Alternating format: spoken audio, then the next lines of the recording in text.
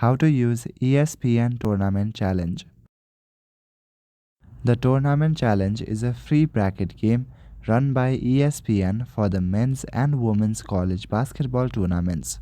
You predict the outcome of every game in the tournament bracket up to the championship.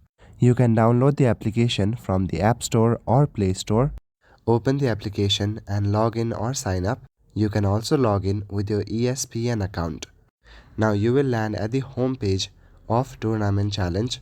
Now you will need to create a new bracket. However, it is not available right now. At the top, as you can see, there is a small notice. Thanks for your interest in Tournament Challenge.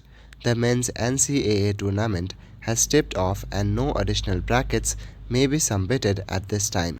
You can still follow along with all of the action here on the TC app, and be sure to check out the other brackets games available to play to compete for great prizes. But if it's available, then you will just need to fill out your bracket and follow the prompts. Or you can even join existing brackets.